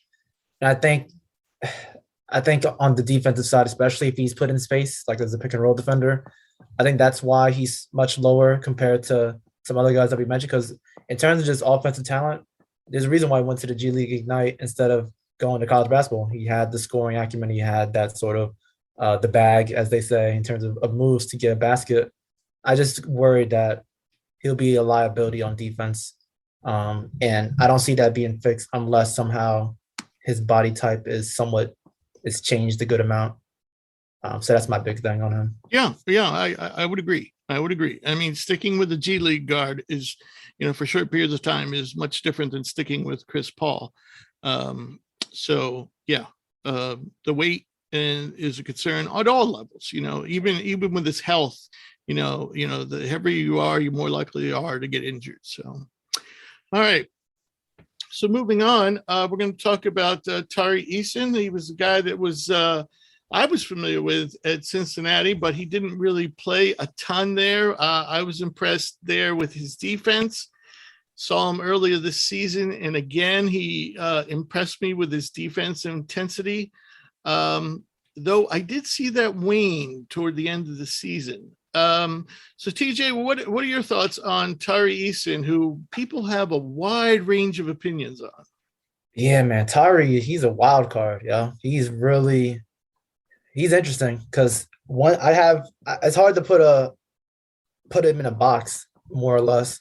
And it's not, you can say that for a lot of prospects in the NBA draft because they're all 18, 19, 20, 21 years old. But for Tari Eason, I had a harder time with him because he's a power forward. He's more of a true power forward unless he's trusted to be a wing. I think being a small forward is potentially there, but right now I trust him much more as a power forward. Yet he has impressive ball handling. I would say that his ball handling may be second or third best out of the guys that we discussed. I think his ball handling is even better than Keegan Murray's. I'm not as familiar with Nikola Jovic, but it's probably on the same tier because he just has these different moments where he just figures out a way to get to the basket, either a crossover or in and out dribble, and surprises me with his offensive skill because initially I thought he was just a true athlete. I'm just going to barrel my chest into you and score through post moves or just being a better jumper or leaper. But he has a bit of finesse too. He's not just an aggressive, assertive, overhand, I'm going to finish with a dunk or a layup type of player. So that's where his offense sort of intrigues me because if he somehow reels it in, and I'm just to put it in context, he's not an on-ball player at this point, even though he has moments where he flashes these on-ball creation skills. He's not someone that is going to create your offense, especially early on in his career. But he has little glimpses here and there, and his main selling point is his defense, of course, which I'll talk to in a second. But if he can somehow improve decision making, he's a big turnover player. I believe he averaged over close to 2 turnovers, not a bit more per game, as well as he's not someone that is not creating mid-range shots at this point. But if he can somehow reel in the decision making and improve as a off the dribble scorer, I wouldn't be surprised if he's one of the top 10 players in his draft class. I wouldn't be surprised, and I definitely wouldn't take him top 10, at least based off what I've seen from other players. But I wouldn't be shocked because his talent is that wide in terms of outcomes. But yeah, in terms of defense, that's his biggest selling point because he's awesome and active on the perimeter, in the paint. He knows how to recover. He's really good at getting steals. He has strong hands, I think. He just takes the ball from guys at times, which I think is awesome to see. He's also very switchable and versatile. He's about 6'8", has about a 7-foot wingspan. 7'1" is what I saw on 2 websites when doing a little research. So he should be able to guard 4s. And I even think based off his body type, he looks about 230 or so. I think he even guards some small ball 5s at times because he is definitely really strong. He doesn't have the same issue as the Michael Fosters, the world we just mentioned earlier, in terms of he's big, but he's also athletic and quick. He's also a very good rebounder, which is also a good sign. His weaknesses as a defender is that he's foul prone and he kind of relies more on his tools instead of his smarts as a defender. Granted, I'm not sure if he was focused on trying to be the greatest defender, like he just was getting off on talent rather than just being the best help defender or the best help side shot blocker, for example. But he definitely has the talent there. So I think his range probably is as high as late lottery, as low as 20s or so. But his range of outcomes is really wide, and he's someone that I think if he's put in a good situation, if he goes to I feel like you say this for every player, but if he goes to a Toronto or if he goes to a different team that's not going to rush and try to make him be a feature player, he can develop and be something kind of special. And the last thing I'll really quickly say is that he was a sixth man at LSU, so he Yes. wasn't even the starter. However, he stood out so much that whenever he got in the game, everyone deferred to him and was ready to, okay, Tari's in the game. He's our guy now, instead of thinking of him as just a bench player, which I think speaks volumes. Yeah, I mean, another guy, a lot of these guys we talked about, he's another rip and run guy, loves to rip and run. So moving on. Go ahead. I was going to say, TJ mentioned he played a lot of his talent this year. I think that we could say that for pretty much all of LSU this past season. Maybe even Coach Wade as well. Well, just after coaching off pure talent. Yeah. But, this year they did play good defense. Of course, we had a lot of talented defensive players. But like I said, when I first watched Eason in an LSU uniform, I was really impressed with his hustle. Didn't see that at the end of the season, but in the early part of the season, I definitely saw it. He stood out to me, not from an offensive standpoint, from just a defensive and hustle standpoint. And so that's my take. All right. So the rest of the guys we're going to talk about are definitely, in my opinion, at least, definitely second round guys, maybe even guys that might not get drafted or might pull out of the draft. So the first one up is Isaiah Mobley. Drew, another West Coast guy. Yeah. So, I mean, obviously, when you think of Mobley, you think of his younger brother who's off to a really good start in his NBA career. Isaiah hung around USC for another year. I believe he's a junior now. And statistically, if you just look at his statistics, you definitely see the archetype of like a stretch / point forward. When you watch him play, maybe the question marks start popping up. I mean, USC started off really hot this year. And the same can be said for Mobley. I think when they were undefeated and were riding highs up in the top 10s in a lot of polls. I mean, he was shooting over 40% from three, was leading them in points, rebounds, blocks, assists, everything. He obviously cooled down quite a bit. His last 11 or so games of the season, February through March, his 3-point shot fell all the way down to 22% on about 40 attempts. So definitely cooled off from three. I mean, I think the thing with Mobley right away when I watch him play is it's just sometimes it seems like the motor and the physical aspects of the game that made his brother stand out so much just don't really pop to me as much. I mean, he's a 6'10" forward, but he likes to play from the perimeter. He has the three ball. I think he's a guy like Jabari, where I don't think he's a 40% 3-point shooter, but I don't think his cold stretch down the end of the season is reflective of his talent. I think he could hit the three ball in the mid 30s if given the shot, and he's not the focal point of a team. I do like his playmaking ability. He is comfortable with the ball. He'll try to, get off the drive, kick it out to shooters. If he's down in the post and he's double teamed, he's aware enough to have his head up and he's looking for guys, whether it's hitting a cutter, whether that's kicking out for an open three. And from a skill standpoint, I think Mobley has the skills to be a stretch / point forward at the next level. Again, when I watch him play, it just seems his motor runs a little bit cold. He's not a great athlete. His body isn't phenomenal. I mean, as somebody who's a runner, when I watch him even just run up and down the court, he looks like he's like running, like driving his feet to the ground. He just kind of looks awkward. Like he physically just kind of looks awkward out there. But I definitely can see him being a second round talent. I think the basketball skills are there. And as the NBA continues to play with this small ball, these death lineups, having a 6'10" guy that did average 8 rebounds a game. I mean, he was second in rebounding per game in the conference, third in 10 rebound plus games. So I think the talent for Mobley to find a way into the league and stick is there. I just don't see him ever having the same impact as his brother, ever really being a go-to guy in the NBA. This is a guy that's going to be, at best, I see him filling that Bobby Portis role. I know I mentioned him earlier for the Bucks, who comes into the game, plays hard, grabs some rebounds, can hit a three here or there. And I don't know if he's even be able to play it to that level. But I like the skill set. And like you said, you just look at his raw numbers and everything screams, oh, this guy's got the numbers to totally be even a first round pick. But when you watch him play, I just think the question marks start to appear. I mean, I think his season, it covers it perfectly. When you watch him, he was never like so dominant that he really stood out, but he was never awful. Like he never had games where you're like, wow, he's this, I take that back. There was a couple games in the Pac in conference play that he wasn't so great, but for the most part, I think he was solid, if unspectacular throughout the season. And, I see an NBA second round pick, but probably where he's going to cap out. Yeah, I'm not even sure he's going to get that far. He definitely doesn't have the same athleticism as Evan, though he can do many of the things that Evan can do, shoot, block shots, rebound. Walmart brand. He's just the Walmart brand version of his brother. Yeah, definitely. And, I don't think he's as good as Bobby Portis. That would be like I'm saying that as like that's his peak. Like if he somehow puts it all together, I think Bobby Portis is his peak, which Bobby Portis is as a bench player. So right.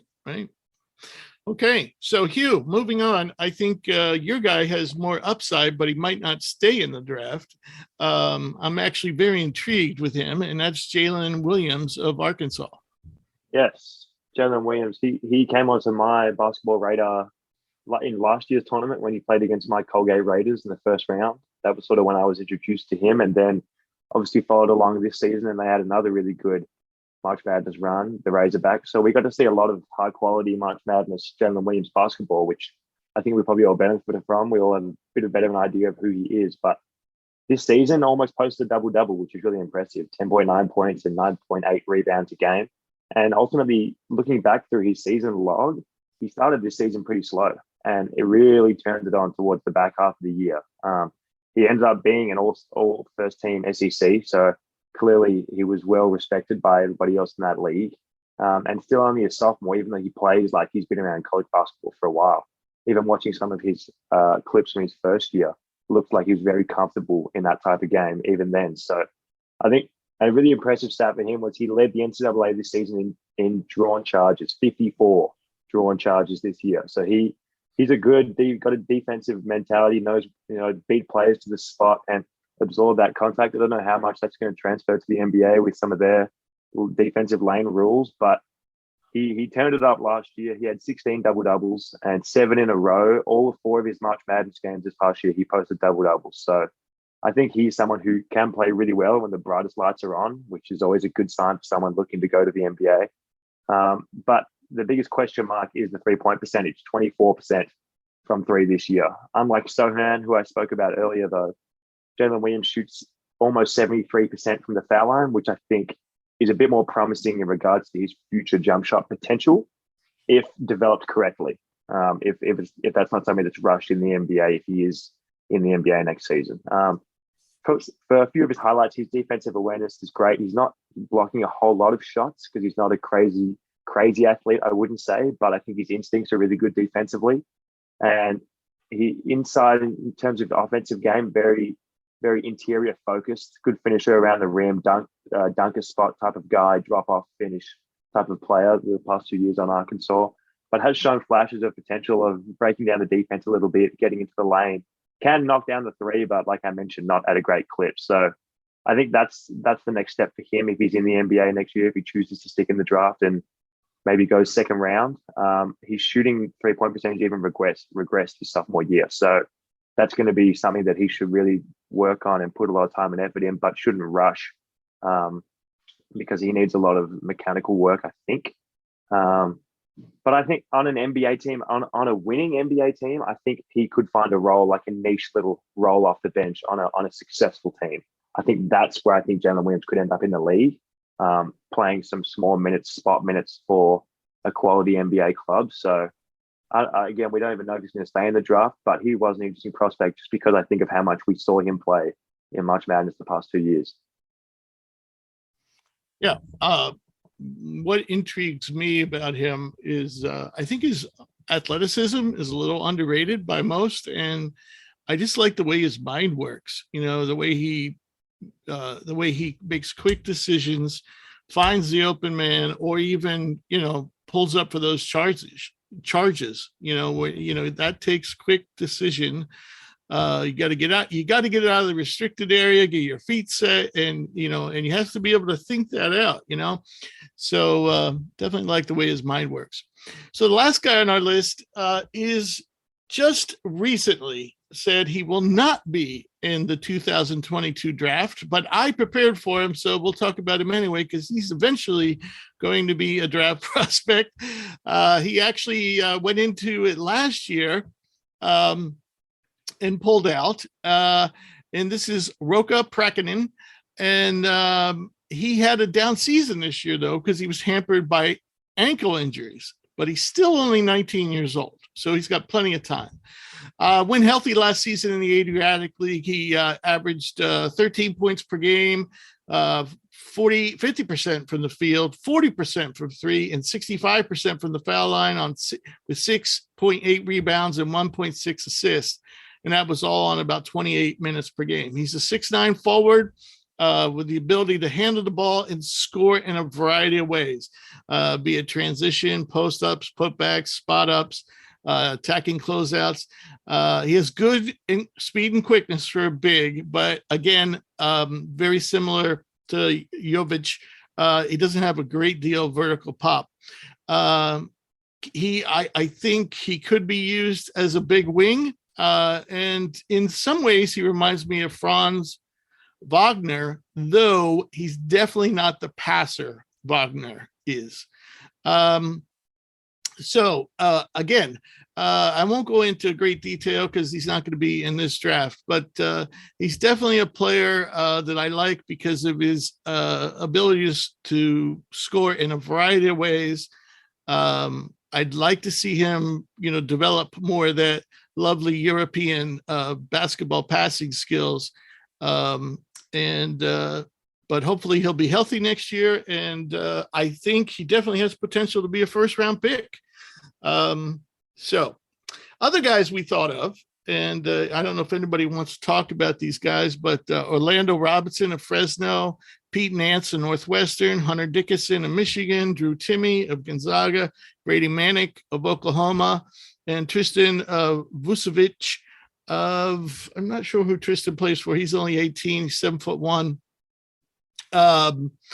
But he's a European prospect who I don't believe has declared yet. So anybody want to talk about any of these guys or basically I feel that everybody here is either not going to stay in the draft or they may not declare at all. So that's my feelings on that group, though Brady Manick is definitely in because he's a super senior. I just don't know if he's going to be draftable. If so, I would think late second round. I know Hunter Dickinson said he's coming back, and Drew Timme did declare that he's going to enter. Right. For what that's worth, I'm a big Drew Timme fan. Whoever drafts Timme and Manick, all I can say is their facial hair game is going to increase by a substantial margin. So, regardless of the skill set, you're going to have either an outstanding mustache or a phenomenal beard. Do you think Timmy's going to stay in? You think he's going to remain? I actually would have liked to see Timme remain. I don't know. I don't know if he's testing waters or if he went, if he's full bore and he's getting an agent and everything. As far as I know, he can come back. Okay. It would be interesting to see that. I know he's going through all the workouts right now. I think at this point for a guy like Timme, I think coming back, especially I know he has a lot of NIL deals, so he's going to make money, make one more run at it with the Zags, because I just don't know how much more he can improve his draft stock unless he comes out and starts canning threes at a high 30% clip. I think we kind of know what Drew Timme is. Well, so I think that's the thing. I do agree. He started doing that a little bit this year, and I think he needs to expand upon it. 100%. I think the team would benefit from that. So I'd like for him to come back. I just don't know if in his head he might think I'm what I am, and maybe I get the three ball going as I work my way from a G League standpoint or something. So we'll see. All right. Can I say Orlando Robinson was one that definitely stood out to me this year. Mm-hmm. I was lucky enough to watch some Fresno State basketball, having a teammate who was from Fresno and liked to throw it on all the time. So Orlando Robinson definitely caught my eye a few times this year as a player that was carrying that team. Yeah. I don't know if he'll go to the NBA this year. I think he has more eligibility, but he does. I could see him in the future. He definitely should come back. He's a junior. Mm-hmm. We interviewed him last year when he declared after he attended the G League Elite Camp. He wasn't invited to the NBA Combine. On our site, you'll find the interview and the scouting report we did on him. His game definitely improved this year, but I still think he has a lot of the flaws that we pointed out in that scouting report. They're still there, and he's only a junior. And I think we haven't seen him declare, and I think the nice thing about getting feedback, and this would also go for Prakkinen, you know what they're looking for. You know what they say you need to make it. And if you didn't achieve that during the year, what's the sense of going back in?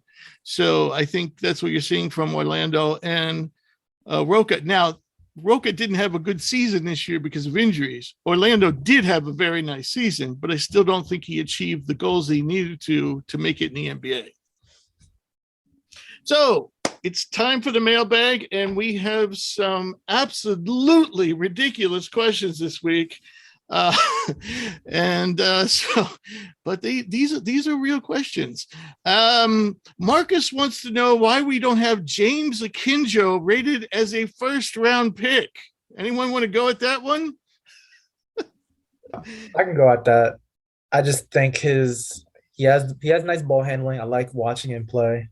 Even back at his days at Arizona, before that Georgetown, I just don't think he'll translate as well as a point guard in the NBA system. I think he's a little bit smaller. He's not a great shooter. He can shoot. He's one shooter, but he's not a great enough shooter.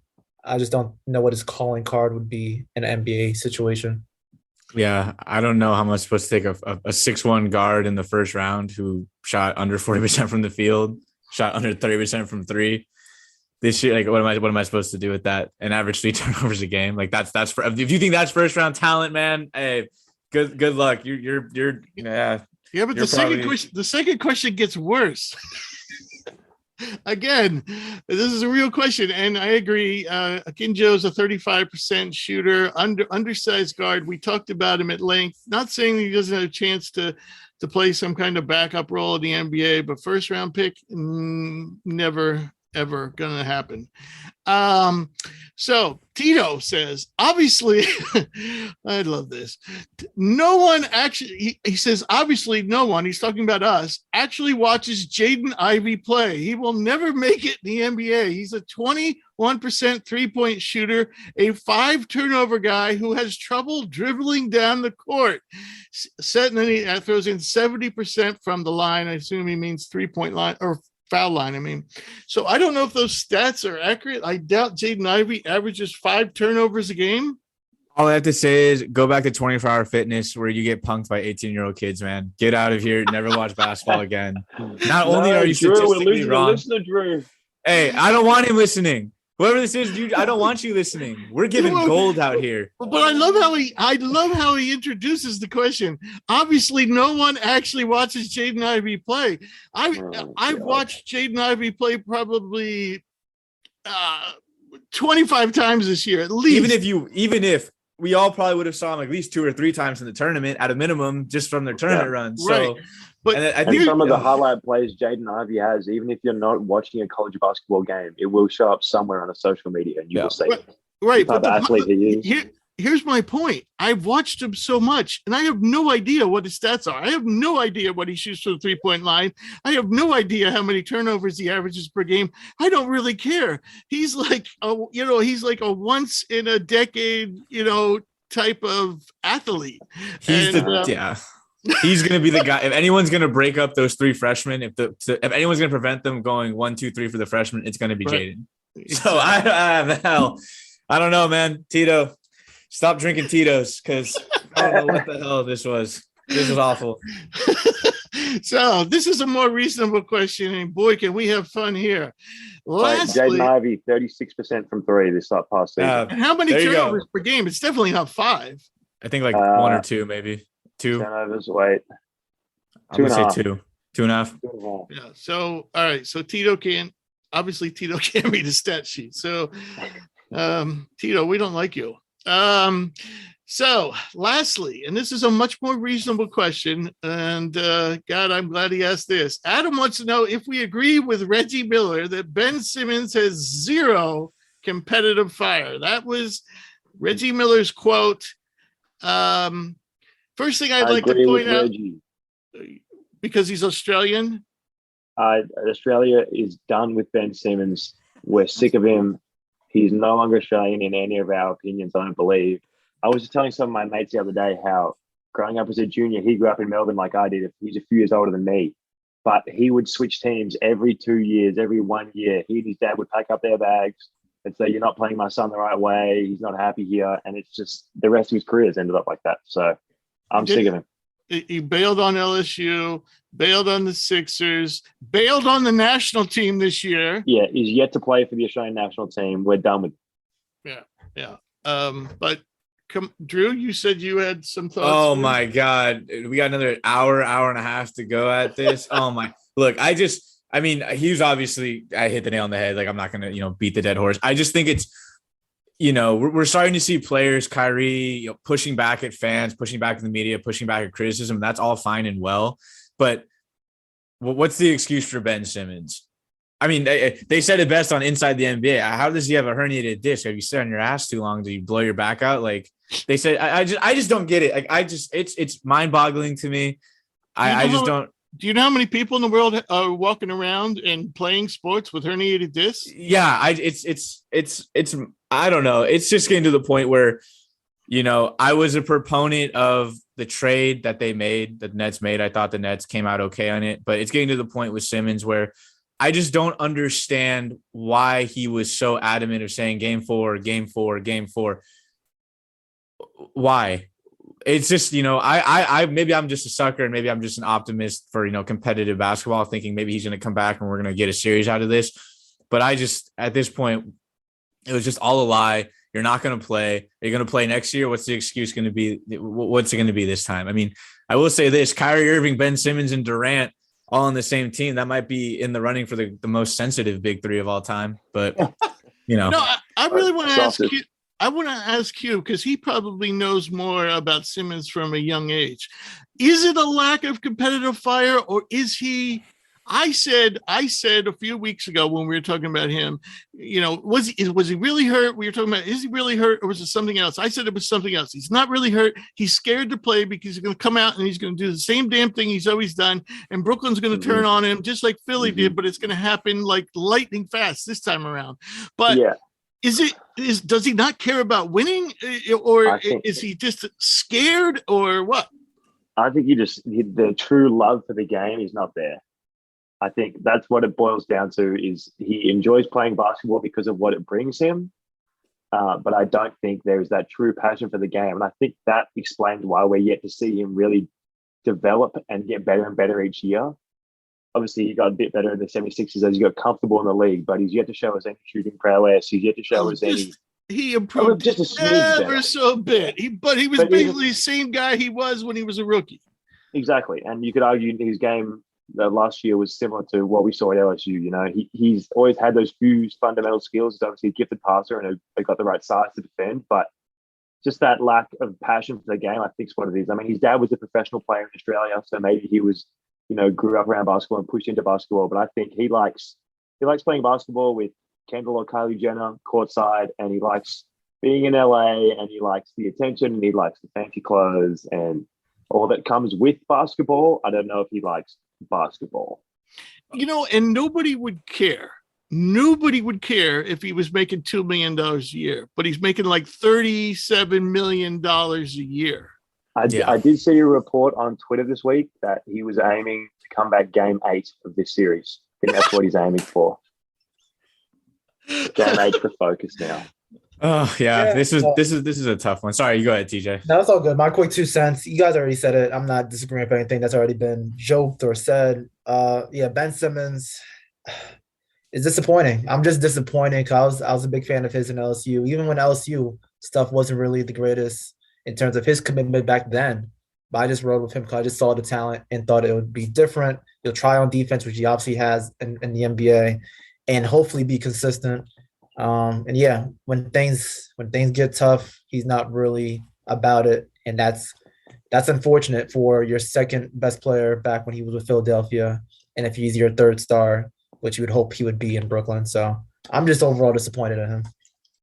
He's coach killer too. I can't remember the name of LSU's coach at the time, but he was fired after Simmons' freshman year, and then Sixers. Help me out there. The guy that was all through the process. Brett Brown. Brett Brown, he's gone thanks to Simmons. And Doc survived, but that's because he got rid of him pretty quickly. And Steve Nash, better beware. Yeah, I hope Steve Nash still the coach next year. I feel bad. I think Nash got a really raw deal. I know a lot of people are going to question him, but let's not forget that before a coach was selected and Nash was picked and nominated, Kevin Durant and Kyrie came out saying we don't need a coach. Well, how's that working out for you? And because I just looked at the score. They were down 10 last I checked. They're about to get swept on their home court. You have to be a masochist to want to coach that team the way it is now. I will say this, and the last point I'll make is I think the thing that is just really an indictment against Ben Simmons at this point is look at all the guys who are making and taking the leap that are his age, his draft class. Brandon Ingram looks like a bona fide star. Jason Tatum is taking his team's lunch. Jaylen Brown has become one of the just great all around utility wings that can do a bit of everything. Donovan Mitchell was the 14th pick. And I mean, yeah, they're not doing great, but I mean, he still is putting up numbers and gotten better. So it's like, Ben, everyone else has done it. And you're probably more physically gifted than all of them. So, or as physically gifted as all of them. So, we'll see. But I mean, somebody said last night, I don't know who it was, I feel sorry for him. He's making money for doing nothing. I mean, I guess the Sixers kept a lot of that money, or did they end up giving it back when they traded him? I know the contract the contract travels with him. Oh man! I mean, so now the Nets are on the hook for it. How does somebody sleep? How do you do that? How do you do that and sleep at night? How do you steal that money? That much money? I think he didn't get much of his Philadelphia contract this past season at all, but he has. I think he's going to file some sort of lawsuit and to try to recoup it, claim to get that money. Yeah, and because the contract travels with him. I would definitely watch that more than the Johnny Depp trial. I'll testify against him. All right. That's it for this week. Now you got me all fired up. I'm not going to even be able right. So, folks, please keep on sending us your questions to admin@hoopsprospects.com. Except you, Tito. Tito's no longer allowed to send questions anymore. Right. Yes, please. At admin@hoopsprospects.com. I want to thank our guest, Jabari Walker, for coming on the show. I also want to thank all of our listeners, with the exception of Tito. And make sure to join us next week. We will be joined by a basketball legend, Len Elmore, 11-year NBA veteran, among many other things. We're going to talk some old school hoops. So if you don't have a question for that show, you can't really be into basketball, because this is somebody who played with Pete Maravich and Dr. J and Wilt Chamberlain and Bill Walton. And we also will be joined by Andrew Heath, who will talk about training, the process of training NBA prospects. And we will continue to talk about this year's draft prospects, the NBA playoffs, and more. So we'll see you next week.